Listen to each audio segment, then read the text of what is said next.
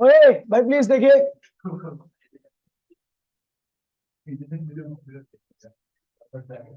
Last class में मैंने आपको थर्मल कंडक्टिविटी के बारे में पढ़ाया था, ठीक है। पहले उसके ऊपर 2-3 न्यूमेरिक बंद करते फोन, जरूरी है क्या? फिर थर्मल कंडक्टिविटी बताने के बाद उसके ऊपर एप्लीकेशन बताई थी। फोन ले ले इससे पहले, फोन दे। अभी ऐसे रख दूंगा ना, कभी निकाल नहीं पाएगा, ठीक है। क्वेश्चन क्या कह रहा है?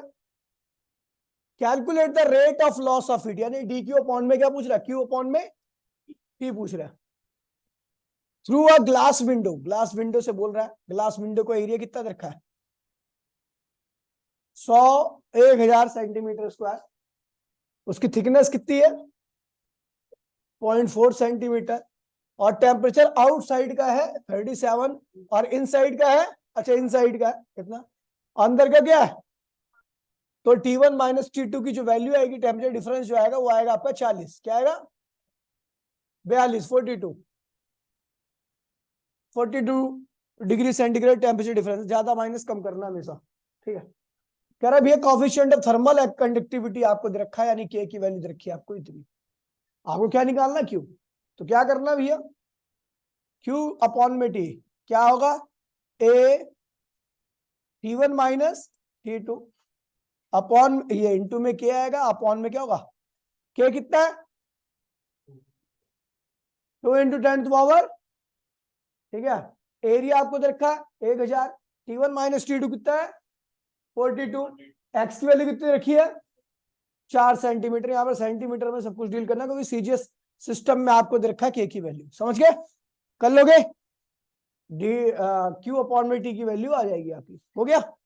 आगे बढ़े।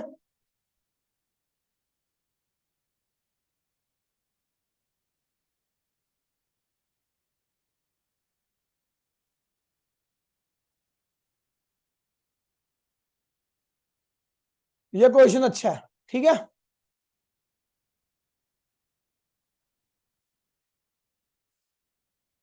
हाँ भाई, अब तू अभी आ रहा नहीं आ रहा ये बता, तो फिर क्यों कॉल कर रहा है? नहीं मत कर कॉल।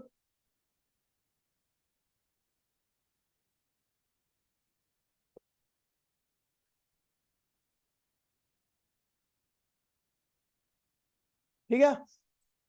कह रहा है अ लेयर ऑफ आइस कितनी सेंटीमीटर है? 2 सेंटीमीटर, ठीक है। Is form on a pond, ठीक है। The temperature of the air is कितना है? -20 डिग्री सेंटीग्रेड। ये क्वेश्चन सबसे अच्छा क्वेश्चन है, ठीक है, ध्यान रखना। Calculate how long it will take for the thickness of ice increase by 1 millimetre, मतलब कि 2 सेंटीमीटर में 1 मिलीमीटर और जुड़ जाए, ठीक है। डेंसिटी ऑफ आइस कितनी दे रखी है आपको? इतनी दे रखी है। लेटेंट हीट ऑफ आइस कितनी दे रखी है आपको? 80 कैलोरी पर ग्राम दे रखी है। और कंडक्टिविटी ऑफ आइस कितनी दे रखी है आपको? इतनी। आपको निकालना क्या? कितने टाइम बाद वो बर्फ जो है वो इतनी मोटी और हो जाए। मैं जानता हूं कोई नहीं कर पाएगा, 100% गारंटी है, नहीं होगा, ठीक है। क्योंकि आप जो सोच रहे हो वही नहीं यहाँ पे। देखिए, सबसे पहले जब आपका बर्फ जमती है तो आपको पता है बर्फ पानी से ऊंची है, और जब बर्फ बर्फ पानी से जमेगी तो वहां पर स्टेट चेंज हो रही है। और जब स्टेट चेंज होता है तो टेम्परेचर चेंज नहीं होता। पानी और बर्फ दोनों एक साथ एग्जिस्ट कर रही हैं, इसका मतलब दोनों का टेम्परेचर क्या है? 0 है। क्या है? पानी और बर्फ जब दोनों एक साथ एग्जिस्ट करती है तो टेम्परेचर क्या होता है? 0। बाहर का क्या है? -20। क्या है? तो दोनों एटमोस्फेयर और पानी का टेम्परेचर के बीच में जो डिफरेंस आएगा वो कितना आएगा? अच्छा, अगर धीरे धीरे पानी बर्फ जम रही है, बर्फ में बन रही है, धीरे धीरे पानी जब बर्फ बन रही है तो इसका मतलब हीट कौन लॉस कर रहा होगा? पानी या एयर? अगर पानी बर्फ बन रहा है तो जाहिर सी बात है पानी ही हीट को लॉस कर रहा। लेकिन आपको पता है वो हीट जो है वो टेम्परेचर चेंज, क्योंकि बर्फ और पानी दोनों को एग्जिस्ट कर रहे हैं तो दोनों का टेम्परेचर तो सेम ही होगा ना। तो इसका मतलब कौन सी हीट लॉस कर रही होगी? तो भैया जब वो हीट लॉस कर रही है टेम्परेचर चेंज नहीं हो रहा उस हीट के चेंज की वजह से, केवल स्टेट चेंज हो रही है। तो कौन सी हीट कहते हैं उसे? लेटेंट हीट का लॉस कर रही है। लेटेंट हीट क्या होता है? एम इंटू में एल, एम इंटू में, ठीक है। अब देखिए ऐसे करना है, जब पूरा कराऊंगा मैं क्वेश्चन,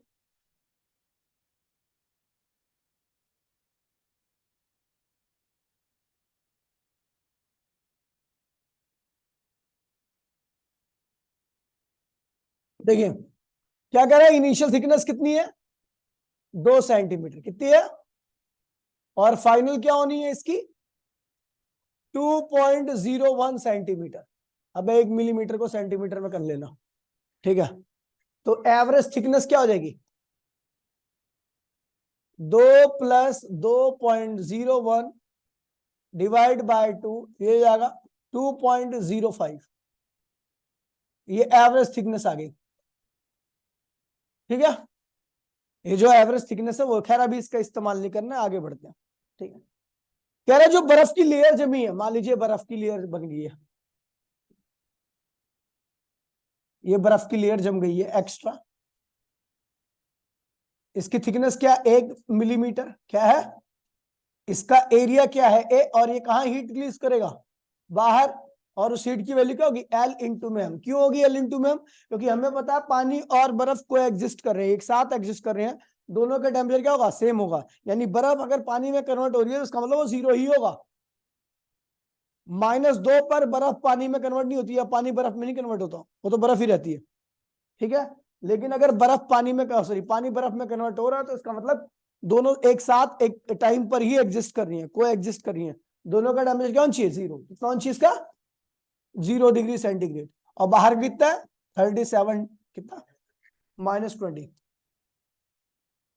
-20 डिग्री सेंटीग्रेड, ठीक है।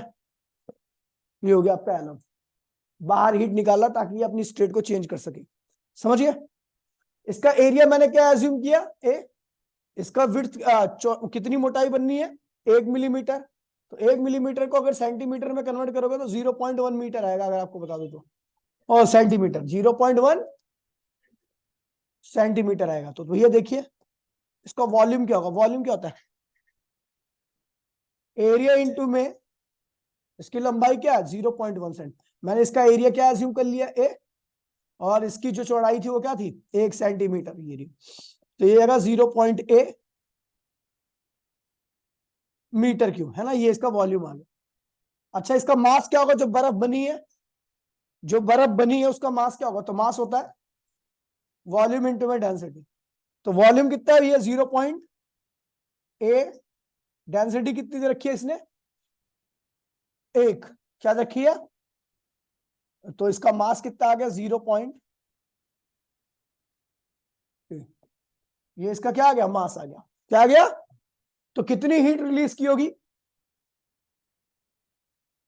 हीट रिलीज्ड इन एटमॉस्फेयर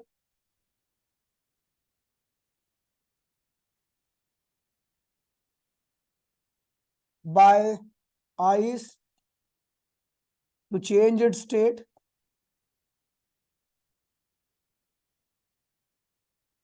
क्या भैया? QL, sorry, Q equals to में LM। एल लेटेंट हीट आपको दे रखा है, कितना दे रखा है? और कहां दे रखा है भाई? ये रहा 80। 80 और M कितना भैया?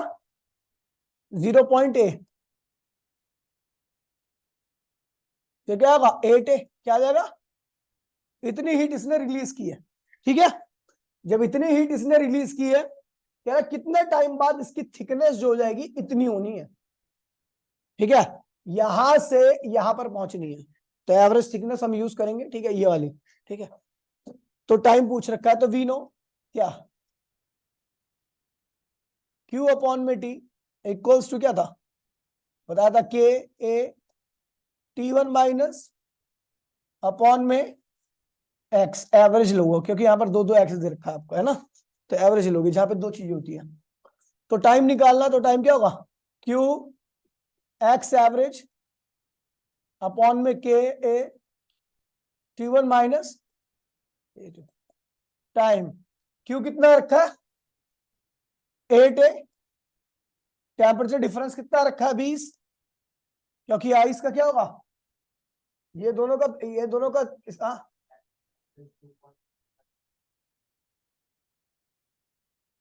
अबे यहाँ पर दो दे रखी है ना, एक 2 सेंटीमीटर, एक और दे रखी है। अपने कौन सी लेनी, तो 2, वो ज्यादा एक्यूरेट आंसर देगी। बाकी आंसर तो इससे भी निकल आएगा। मैं जानता हूँ जहां पर दो चीजें होती हैं, तो वहां पर अगर आपको एक्यूरेटली निकालना तो क्या करते हैं हम, एवरेज ले करते हैं। एरर में पढ़ रखा हमने, पढ़ रखा नहीं पढ़ रखा, तो इसलिए एवरेज निकाला मैंने यहाँ पे। ठीक है, सिर्फ 2.1 नहीं होगा, 0 क्यों होगा? कहाँ पे 1 मिलीमीटर है ना। अच्छा गलत कर 0.005 सेंटीमीटर है एवरेज।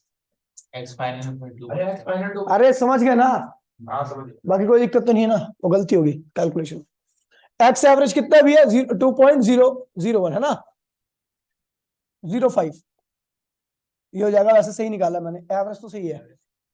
ठीक है, क्या कितना है, थर्मल कंडक्टिविटी कितनी है भाई, कहां से रखी है, 0.008। एरिया कितना है, ए एज्यूम कर रखा हमने।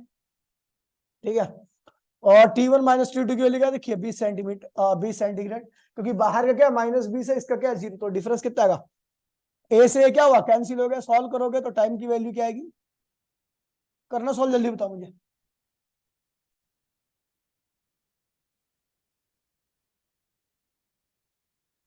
ये गलती आ गई भी है यहाँ पे, ओए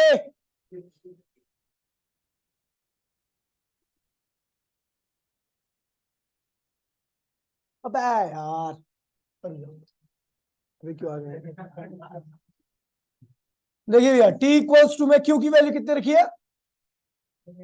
8a, एक्स एवरेज कितना है 2.05, 005 नहीं आएगा, 0.008। एरिया कितना है, ए ही एज्यूम किया, ये 20 है। अब आएगा आपका सही आंसर 122 समथिंग आना चाहिए, सेकंड के आसपास आएगा। इतने सेकंड बाद उसकी बर्फ जम जाएगी। ठीक है भाई, अच्छा क्वेश्चन है, ध्यान रखना, इसे सीबीएसई में 2-3 बार रखा है। ठीक है,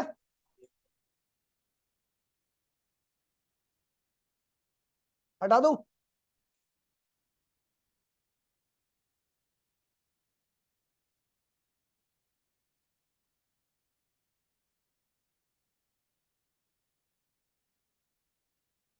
तू कर रहा है, क्यों नहीं किया,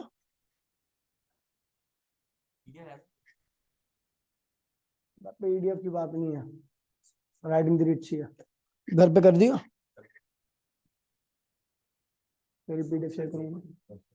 और पिछले पीडीएफ में तेरी बहुत गलती थी, यानी क्यों।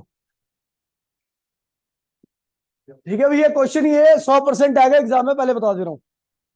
ठीक है, क्या कह रहे हैं, ये फर्नेंस है और इसका टेम्परेचर कितना रखा है, बीच में क्या है, स्टील की एक रॉड है, फिर आगे क्या जुड़ी हुई है, कॉपर की रॉड, और ये जंक्शन का टेम्परेचर पूछ रखा है, और कॉपर का एक एंड जहां पर है वो आइस बॉक्स है, और आइस का टेम्परेचर कितना है, कह रहा है कि भैया इस जंक्शन का टेम्परेचर बताइए, इस जंक्शन का। अच्छा बताओ, अगर मैं बात करूं केवल स्टील की, तो स्टील के इस वाले एंड का टेम्परेचर होगा, इस वाले एंड का 300 ज्यादा है, टी ज्यादा है, 300 ज्यादा, जाहिर सी बात है, क्योंकि फर्नेंस पे रखा हुआ है, तो 300 और ज्यादा, और टी क्या है, कम है। अगर मैं कॉपर की बात करूं तो टी ज्यादा है या ये वाला, टी ज्यादा है, समझ गए। तो इसका मतलब हीट का फ्लो कुछ इस तरीके से चल रहा है। ठीक है, तो कह रहा है कि जंक्शन का टेम्परेचर, इस टी की वैल्यू निकालिए। समझ में आया क्वेश्चन, नहीं आया। अब देखिए मैं क्या कह रहा हूं, क्या कह रहा है, अगर मैं बात करूं स्टील की, स्टील की बात कर रहा हूं, तो rate of loss of steel, ओए जो स्टील लॉस करेगा हीट, ये स्टील जो लॉस करेगा हीट, वही क्या करेगा, कॉपर गेन करेगा, है ना।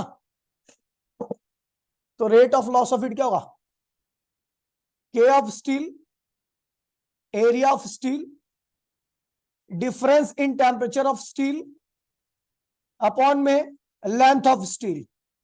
कोई दिक्कत तो नहीं है, क्यू अपॉन में टी, लॉस, स्टील तो लॉस करेगा ना, क्योंकि ज्यादा टेम्परेचर पर है।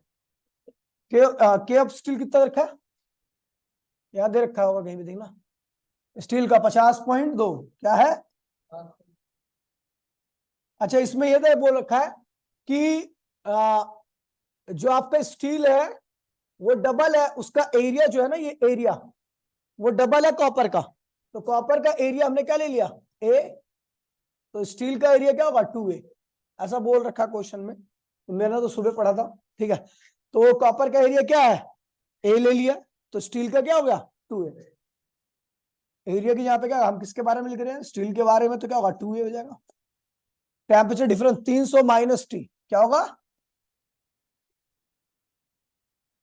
और कॉपर की लेंथ कितनी रखी है, तो यहाँ पे देखा 15 सेंटीमीटर, कहाँ लिखा हुआ है 15 सेंटीमीटर, स्टील रॉड की 15 है। ये होगी पहली इक्वेशन, कोई दिक्कत तो नहीं है। अब मैं बात करता हूं कॉपर की। कॉपर क्या करेगा, उसी रेट से गेन करेगा जितनी रेट से वो लॉस करेगा, क्योंकि दोनों कैंड जुड़े हुए। ये क्या आएगा, के of copper, area of copper, temperature difference in copper और लेंथ ऑफ कॉपर। के ऑफ कॉपर क्या है भैया 385, एरिया ऑफ कॉपर क्या है भैया ए, टेम्परेचर डिफरेंस क्या होगा T माइनस 0, तो T ही आएगा। लेंथ ऑफ कॉपर क्या लिखा है 10 सेंट, ये गेन आ गया, क्या आ गया। तो फर्स्ट इक्वेशन और सेकंड इक्वेशन क्या कहती है कि दोनों आपस में rate loss equals to rate, दोनों बराबर कर दो, आपका टी की वैल्यू आ जाएगी, समझ गया। टी की वैल्यू समथिंग ऐसा कुछ आएगी, 22 जो भी आएगी कर लेना, ठीक है। इसमें कैलकुलेशन गलत कर रखी है, ध्यान नहीं, इसमें तो ठीक है शायद 44 पॉइंट समथिंग था इसका आंसर, इसने पता नहीं क्या लिखा होगा, 44.4, ठीक है। देखिए टॉपिक का नाम है कन्वेक्शन, मैंने कल भी आपको बताया था कन्वेक्शन परसों। कन्वेक्शन हीट ट्रांसफर का एक ऐसा मोड होता है जिसमें मैटर खुद जाता चलकर हीट देने के लिए, ठीक है। It is a process in which heat flow from the region of higher temperature to region of lower temperature by the actual movement of particle. Movement खुद चल पार्टिकल खुद चल कर जाता है हीट को देने के लिए, इसी को हम क्या कहते हैं भैया कन्वेक्शन। क्या कहते हैं सर, अगर हम लिक्विड को गर्म करते हैं तो यह लिखा हुआ है फ्लूइड आर हीटेड। अच्छा, कन्वेक्शन में अगर हम फ्लूइड को हीट करते हैं तो आपको पता है हीट करने पर फ्लूइड जो होता है वो फैल जाता है, उसका वॉल्यूम क्या होता है बढ़ जाता है। हीट करने पर सबका वॉल्यूम बढ़ जाएगा ना, जिसका वॉल्यूम बढ़ जाता है तो डेंसिटी क्या होती है उसकी कम हो जाती है, और कम डेंसिटी वाली चीज बियोंसी के हिसाब से कहाँ आनी चाहिए ऊपर, और ज्यादा डेंसिटी वाली कहाँ आनी चाहिए नीचे, ठीक है। The process convection in which the important role as shown in the figure, यहाँ पे दिया हुआ है the liquid is heated from the below, the hot portion at the bottom expand, क्या करेगा मतलब उसका वॉल्यूम बढ़ जाएगा, and become less dense, and ठीक है because of the buoyancy light portion rise up, नीचे वाला पोर्शन क्या होता है ऊपर की तरफ आता है, साथ साथ में हीट भी लेकर आता है अपनी, समझ गए।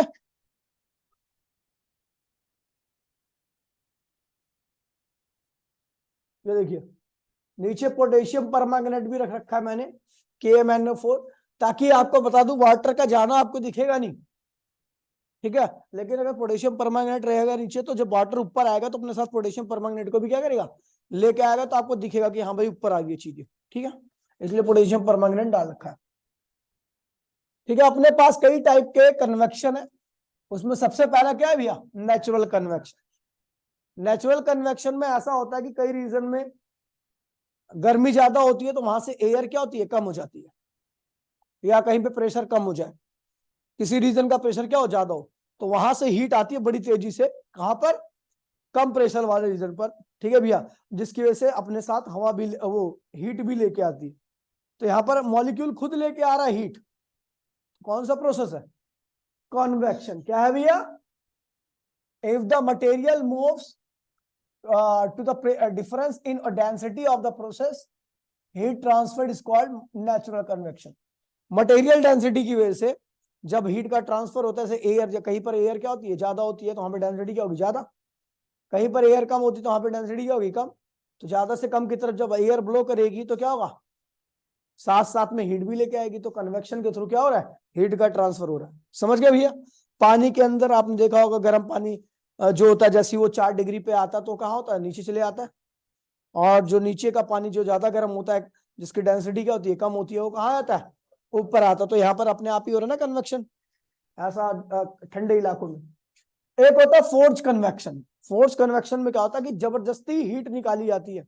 फ्रिज फ्रिज के अंदर मशीन लगी होती है ना, पंप लगा होता है, वो क्या करता है, एयर ब्लोअर जो नहीं होता, एयर ब्लोअर जिससे हेयर ड्रायर भी कहते हैं उसको, ठीक है, वो भी क्या करता है, फोर्स कन्वेक्शन है। वो क्या करता है कि मोटर चलाता है, उससे चलती है और उससे गर्म हवा अपने आप ही बाहर निकलती है।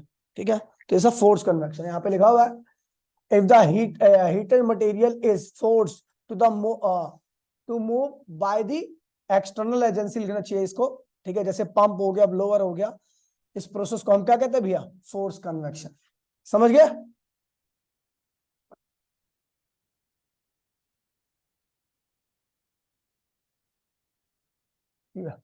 कुछ फिनोमिना होते हैं जो कि कन्वेक्शन के ऊपर बेस्ड होते हैं, जैसे आपका irregulation of the temperature of human body. देखिए आपको पता है ह्यूमन बॉडी भी में जो हीट का ट्रांसफर होता है वो भी कन्वेक्शन के थ्रू होता है। कैसे, कोई बताएगा मुझे। अब जो आपका हार्ट होता है, हार्ट क्या करता है, ब्लड को पंप करता है। ब्लड के अंदर क्या होती है, हीट होती है, वो पूरी बॉडी के अंदर क्या होती है, फैल जाती है। किसके थ्रू, कन्वेक्शन के थ्रू, क्योंकि ब्लड खुद अपने साथ हीट लेके जा रहा है, मटेरियल। ठीक है, दूसरा क्या कह रहा है, लिखा हुआ है, in maintaining the comfortable in room temperature in the colder countries by the heater. ठीक है, ये भी देखा होगा आपने, कोल्ड कंट्री में हीटर के थ्रू जो हवा, वो गर्मी होती है, क्या होती है, चारों ओर फैलाई जाती है। ठीक है, ब्लोवर, पंखा लगा होता है। हीटर जानते हो ना कौन सा, वो वाला हीटर नहीं जो हीट होता है फिर अपने वो हीट नहीं होता, वो हीट नहीं दे सकता, वो एक पर्टिकुलर लोकेशन पे आपको तापना पड़ता है। लेकिन जो पूरे कमरे में हीट फैला देता है, वो वाले हीटर की बात हो रही है। क्या करते हैं कि वहां पे कॉइल होती है, गर्म हो जाती है, और पीछे से पंखा भी चलता रहता है। तो पंखे से गर्म होने की वजह से हवा भी गर्म हो जाती है यहाँ से, और वो हीट आपके वहां तक फैल जाती है। समझ गए। तो ये है कन्वेक्शन। अगला कह रहा है, in formation of the trade wind. Trade wind जानते हो ना भैया, जो हवाएं आती हैं। ठीक है, तो ये भी क्या होती है, कन्वेक्शन का ही प्रोसेस है। कन्वेक्शन होता है इनके थ्रू भी, हीट लेके आती है अपने साथ साथ। अच्छा, रेडिएशन एक प्रोसेस है जिसमें किसी प्रकार के मीडियम की आवश्यकता नहीं होती। ठीक है, ये बहुत फास्ट मोड है। ठीक है, और ये बीच के मीडियम को हीट नहीं करता, टारगेट को ही हीट करता है। समझ गए। जैसे आप एक आग सेक कर रहे हो, आग सेक रहे हो ना, तो बीच की एयर नहीं, बीच का जो मीडियम है वो नहीं हीट होगा। हीट होने के लिए चाहिए क्या, चाहिए मटेरियल। और आपको पता है कि इलेक्ट्रॉन रेडिएशन जो होता है उसमें मटेरियल की रिक्वायरमेंट होती नहीं है, यानी बीच का मीडियम हीट होगा ही नहीं। आपको पता है स्पेस से जब रेडिएशन आती है तो स्पेस बिल्कुल भी गर्म नहीं रहता, वो जैसी मैटर के कांटेक्ट में आती है रेडिएशन तो उसको क्या करती है, गर्म करती है। स्पेस में कोई मीडियम है ही नहीं तो हीट क्या होगा, समझ गए। और फिर आप सोचोगे कि सूरज के पास जाने पे हीट क्यों होती है। अगर सूरज, आप मटेरियल हो, आप मैटर हो, जब आपके पास वो रेडिएशन पड़ेगी तो आपको हीट करेगी। अगर वो रेडिएशन नहीं पड़ती है आपके पास, आपने सोलर पार्कर सोलर प्रोब सुना होगा, जो सूरज के पास गया हुआ है, तो उसका आगे एक फिल्म लगी है, वो फिल्म क्या करती है, उसकी तरफ रेडिएशन को आने नहीं देती। तो वो सूरज से मात्र 20 लाख किलोमीटर की, 20 लाख किलोमीटर बहुत पास हो गया, आपको बता दूं, सूरज के बहुत पास है। ठीक है, एकदम समझ लो छू रहे हो आप, ये देखो इतने पास में हो आप, ऐसा ये सूरज है, ये ऐसा 20 लाख किलोमीटर ही हो गया। ठीक है, तो केवल वो हीट शील्ड की वजह से वो रेडिएशन नहीं आ पाती और वो बिल्कुल भी गर्म नहीं हो पाता पार्कर सोलर प्रोब, इतने पास है, क्योंकि भैया उसके ऊपर डायरेक्ट रेडिएशन नहीं पड़ रही। समझ गए, ऐसा होता है। तो लिखा हुआ it is the process by which heat is transmitted from one place to another place without heating the intervening medium. मतलब बीच वाले मीडियम को बगैर हीट किए हीट क्या होती है, ट्रांसफर हो जाती है। समझ गया। एग्जाम्पल है, when we stand near the fire we feel it warmth because of then heat we receive by the process of the radiation. The heat from the sun reached to the earth by the by the process of radiation, ठीक है भैया, covering millions of kilometre of the empty space और vacuum, ठीक है भैया, समझ गया, ये हो गया रेडिएशन। और रेडिएशन कुछ खास नहीं था। अब हम पढ़ने आ रहे हैं भैया न्यूटन कूलिंग लॉ, बहुत में बढ़िया लॉ है और बहुत सारे क्वेश्चन है, आज तो एक ही कराया था, 2-3 और कराऊंगा अगली क्लास में, मतलब कल की क्लास में, ठीक है भैया, बहुत इंपॉर्टेंट टॉपिक है ये, इससे 2 न्यूमेरिकल है एनसीईआरटी में, 2 के दोनों करने हैं आपको, ठीक है, बहुत आसान न्यूमेरिकल है, जैसे मैं बता रहा हूँ वही कर लेना। ये कहता भी है अगर गर्मी के टाइम में चाय रख दिए तो वो जल्दी से ठंडी, ठंड के टाइम में चाय रख दो तो जल्दी से ठंडी, बिकॉज ऑफ टेम्परेचर डिफरेंस। ठंड के टाइम में टेम्परेचर डिफरेंस क्या होता है, ज्यादा होता है, गर्मी के टाइम में टेम्परेचर डिफरेंस क्या होता है, कम होता है। जब टेम्परेचर डिफरेंस ज्यादा होगा तो rate of loss of heat भी क्या होगा, और ठंडी के टाइम में टेम्परेचर, सॉरी समझ गया, मैं जाना तो रुक गया, 2 मिनट रुक गया, खत्म होने वाला है, 2 मिनट में होगा, ठीक है, ये देखिए, देख अब देखिए क्या कह रहा है, आप अगर गर्म पानी को फ्रीजर में डालो और एक मॉडरेट पानी को फ्रीजर में डालो, बताओ कौन जल्दी बर्फ जमेगा, पता है आपको, ये ऐसे तुक्के मार दिया, क्योंकि भैया बिल्कुल सही, कई लोग सोचते हैं गर्म पानी लेट में जमेगा, नहीं, वो मॉडरेट पानी से पहले जम जाएगा। रीजन क्या है, टेम्परेचर डिफरेंस क्या वहां पर बहुत ज्यादा, तो रेट ऑफ लॉस हीट और लॉस ऑफ हीट भी क्या होगा, बहुत तेज होगा, और वो जल्दी से क्या होगा, अपनी सारी हीट को लॉस करके बर्फ बन जाएगा, समझ गया। मम्मी कहती है फ्रिज खराब हो जाएगा, है ना, ठीक है, समझ गया। तो ये है मैथमेटिकल यहाँ पे लिखा हुआ है, न्यूटन ने क्या बोला भैया, Newton's law of cooling states that, अरे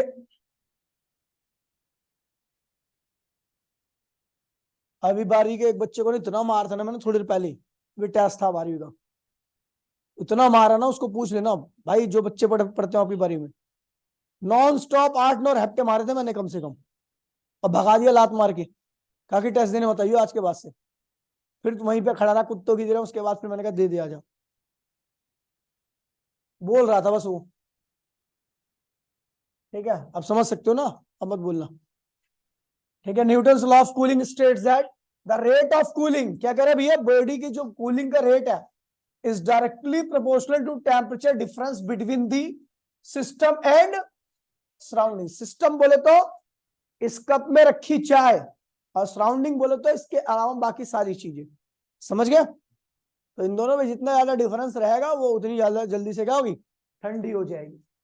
मैथमेटिकल एक्सप्रेशन ये समझे, इसका rate of loss of heat यानी Q अपॉन में T या dQ अपॉन में, ये दोनों ही रेट होते हैं, is directly to T minus T naught, T minus ये क्या है, सिस्टम का टेम्परेचर है, और ये क्या है, सराउंडिंग का टेम्परेचर है, समझ गया, T नॉट सराउंडिंग का है। मैथमेटिकल एक्सप्रेशन निकाल रहे हैं, खैर कोई भी एक्सप्रेशन नहीं है, बस आपको लॉ याद रखना है, क्वेश्चन तो ऐसे हो जाएंगे, ठीक है, ध्यान से सुनना। क्या कह रहे हैं भैया, कंसिडर एक बकेट है जिसके अंदर m मास रखा हुआ है चाय का, और s क्या इसकी स्पेसिफिक हीट है, और हर dt टाइम में, कितने टाइम में वो कितनी हीट को रिलीज कर रहा है, dq कितना कर रहा है। तो भैया आपको पता है इसका टेम्परेचर चेंज हो रहा है तो कौन सी हीट आएगी, लेटेंट हीट या स्पेसिफिक हीट, तो वो क्या होगी, sm dt, sm, समझ गया। तो rate of loss of heat यहाँ पे देखिए, ध्यान दीजिए, कंसीडर टेम्परेचर कितना है इसका स्टार्टिंग में T है, let T not be the temperature of surrounding, according to Newton's law rate of loss of heat क्या है, directly temperature difference between system and, तो rate of loss of heat आपको पता माइनस लगा रखा है, क्यों लगा रखा है पता आपको, रेट गेट स्लो, टाइम बीतता जाएगा तो रेट क्या होगा, स्लो होता जाएगा, क्योंकि टेम्परेचर डिफरेंस क्या होगा, कम होता जाएगा, पता था ना आपको, T माइनस T नॉट, ठीक है भैया। आपको पता है Q डी क्यू की वैल्यू क्या है, SM dt, तो भैया यहाँ पर ऐसे लिख दिया इसको, रेट गेट स्लो, ये रहा आपका, ठीक है।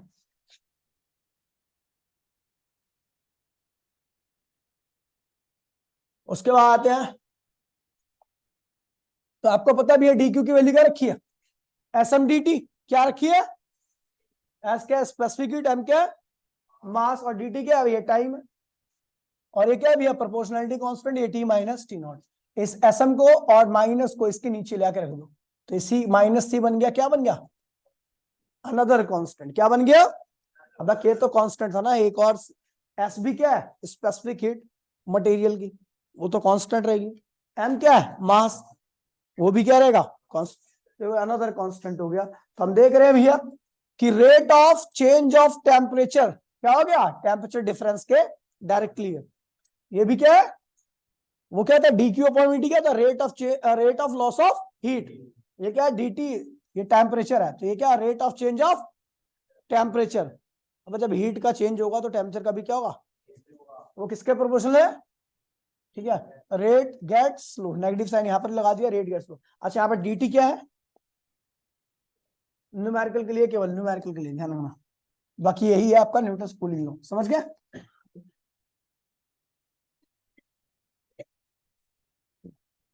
यहां पर dt क्या है? T2 माइनस, अच्छा T क्या है? Average temperature. क्या है? T नॉट क्या है? और dt क्या है? कोई दिक्कत तो नहीं? देखिए अब करेंगे क्या। एक बॉडी है, इसमें ऐसा क्वेश्चन में हमेशा दो केस बनते हैं। केस फर्स्ट कह रहा है भैया 7 मिनट में एक बॉडी 60 से लेके कहां जाती है, तो टाइम कितना है भैया? dt कितना है? 420 सेकंड। सेकंड में कन्वर्ट कर लेना, 7 मिनट को 60 से मल्टीप्लाई कर दिया। T1 क्या है और T2 क्या है? T क्या हो जाएगा? 50। और एटमोस्फेयर का टेम्परेचर कितना है देखा इसने? सराउंडिंग 10। T नॉट कितना है? 10। इक्वेशन आपको पता ही है क्या होता है? dt अपॉन में small dt minus C T minus T naught, यही था इक्वेशन। dt की वैल्यू क्या है? क्या है भैया? 20 रहेगी। अब 60 माइनस 40 करो ना सीधा, 20। अभी dt की वैल्यू क्या है? T2 minus T1 divide by time कितना है? 420 माइनस सी है ना। टी की वैल्यू क्या रखी है? दोनों का एवरेज निकाल दो, 50 आ जाएगा। 50 माइनस 10 तो आएगा 20, 400 भी, ये काट दो, हो जाएगा 1 बटे में माइनस सी और एक होगा 40। ये होगी आपकी पहली इक्वेशन। क्या होगी? केस 2 पे आओ। केस 2 क्या कह रहा है कि भैया the temperature of the surrounding इतना देखा है, assume that the Newton's law of cooling hold good. कह रहा है यहां पर ये मान के चल रहा है कि भैया न्यूटन्स कूलिंग लॉ एकदम परफेक्टली लग रहा है। तो कह रहा है कि बताइए इसका टेम्परेचर अगले 7 मिनट में क्या होगा। मेरे को याद है क्वेश्चन कि अगले 7 मिनट में क्या होगा।